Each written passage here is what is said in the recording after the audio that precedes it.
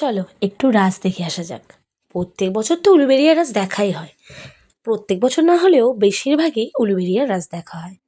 আর আমাদের বিয়ের আগেও আমি কিন্তু উলুবেড়িয়া রাস দেখতে আসতাম, আর বিয়ের পরেও দেখেছি। তাই ভাবলাম এবছর আন্দোল যাওয়া যাক। আর এই প্ল্যানটা এসেছে কিন্তু আমার স্কুলের কিছু দিদিভাই আর বান্ধবীদের কাছ থেকে।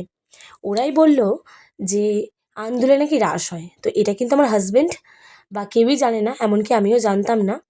তো আমরা তো রাজবাড়ির দিকেই ঢুকে যাচ্ছিলাম আন্দুলের, কিন্তু আমি তন্ময়কে বললাম, না রাস হয় বলেছে যেখানে, রাস নিশ্চয়ই হয়। তো তারপরে ট্রাফিকদের জিজ্ঞাসা করে আমরা কিন্তু চলে এসেছি। আর তোমরা দেখতেই পাচ্ছ কী পরিমাণ ভিড় হয়েছে। তো এত ভিড় পা গলানো যাচ্ছিল না।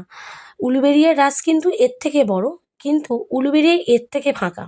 মানে আন্দুলে এত পরিমাণ ভিড়, আবার যেহেতু সানডে ছিল তাই কিন্তু ভিড়টা আরও বেশি হয়েছিল।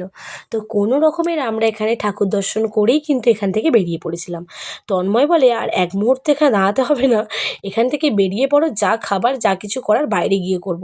কারণ এতটা পরিমাণেই ভিড় ছিল, বললাম না, পা গলাবার জায়গা ছিল না। তাই যাই হোক, দেখতে আসবো বলেছিলাম, উলুবেড়িয়ায় তো যাওয়া হয়, তাই ভাবলাম চলো আন্দুলে দেখে এবার কিন্তু আমরা বাড়ি ফিরছি। আর আমরা ওখানে কিন্তু কিছুই খাইনি, আর এতটা পরিমাণ ঠান্ডা ছিল। এই যে সুভাষদা আর ওর ওয়াইফ আর আমি আর তন্ময় চারজনে এসেছি। তারপর ওখান থেকে বেরিয়ে এই যে টুকটাক খাওয়া দাওয়া করে, আর টুকটাক খাওয়া দাওয়া করতে গিয়ে কিন্তু আমাদের পুরো পেটটা ভর্তি হয়ে গিয়েছিল, কারণ টুকটাক অনেক কিছুই খেয়ে ফেলেছিলাম। তাই খাওয়া দাওয়া করে একেবারে বাড়ির দিকে রওনা দিলাম। যাই হোক, প্রত্যেক বছরের একঘেয়েমি কাটিয়ে এবার আন্দুলে গেলাম, বেশ ভালোই লাগলো। আর এমনিও আন্দুল জায়গাটা কিন্তু আমার ভীষণ প্রিয়, খুব ভালো লাগে।